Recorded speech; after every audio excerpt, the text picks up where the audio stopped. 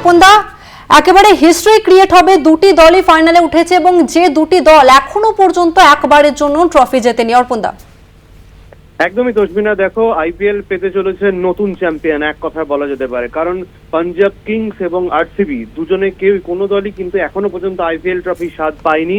তাই আগামীকাল যে ম্যাচ রয়েছে 3 জুন, সেখানে যে চ্যাম্পিয়ন হবে সেই কিন্তু নতুন দল হিসাবে চ্যাম্পিয়ন হবে, অর্থাৎ আইপিএল পেতে চলেছে নতুন চ্যাম্পিয়ন। কিন্তু তার থেকেও বড় কথা যেটা হলো, এখানে দুটো ফ্যাক্টর কাজ করছে তসমিনা। সেটা হচ্ছে যে যদি পাঞ্জাব কিংস চ্যাম্পিয়ন হয় তাহলে বিশ্ব ক্রিকেটে নজির গড়বেন শ্রেয়াস আইয়ার, কারণ গত সিজনে তিনি কলকাতাকে চ্যাম্পিয়ন করেছিলেন অধিনায়ক হিসাবে, এবং যদি এবছর পাঞ্জাবকে তিনি চ্যাম্পিয়ন করেন তাহলে অধিনায়ক হিসাবে দুটি ব্যাক টু ব্যাক ইয়ারে তিনি চ্যাম্পিয়ন হবেন, এবং সবচেয়ে বড় কথা দুটি অন্য ফ্র্যাঞ্চাইজি থেকে তিনি চ্যাম্পিয়ন হবে, যা বিশ্ব ক্রিকেটে নজির হতে চলেছে।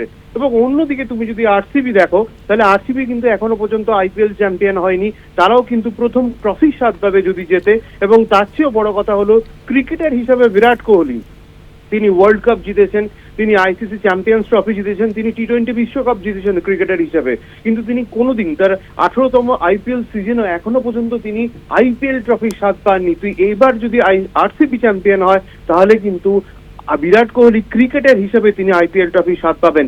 একটুখানি বলে রাখি গত ম্যাচের ইতিহাস, কালকে বৃষ্টির জন্য অনেক দেরিতে খেলা শুরু হয় এবং যদিও 20 ওভার পর্যন্ত খেলা হয়েছিল, মুম্বাই ইন্ডিয়ান্স প্রথমে ব্যাট করে 203 রান তুলেছিল এবং Punjab kings back to back wicket হারিয়ে কিন্তু চাপে পড়ে গিয়েছিল।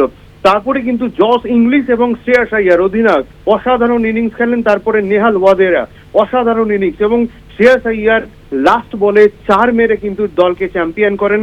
41 বলে 87 রান, 5টা 6 8টা 4, 212 স্ট্রাইক রেটে শ্রেয়াস আইয়ার ব্যাট করে বলা যেতে পারে কার্যত একা হাতে পাঞ্জাব কিংসকে চ্যাম্পিয়ন করেছে এবং তিনি প্লেয়ার অফ দ্য ম্যাচ হয়েছেন। এক কথায় বলা যেতে পারে অসাধারণ একটা ম্যাচ মুম্বাই ইন্ডিয়ান্সকে হারিয়ে। এবং আগামীকাল অর্থাৎ 3 জুন যে আইপিএল চ্যাম্পিয়ন হতে চলেছে, তাতে কিন্তু নতুন দল পেতে চলেছে আইপিএল। সেটা কে পায় সেদিকে নজর থাকবে। পাল্লা ভারী দুদিকে, ম্যাচ 50-50 পাঞ্জাব এবং আরসিবি। যদিও ফার্স্ট কোয়ালিফায়ারে কিন্তু পাঞ্জাবকে হারিয়েছিল আরসিবিতে, সেই কারণে আরসিবি কিছুটা এগিয়ে হলো। যেহেতু ফাইনাল, কাটে কি টক্কর হতে চলেছে, 50-50 ম্যাচ হতে চলেছে, এটা নিয়ে কোনো সন্দেহ নেই তসমিনা।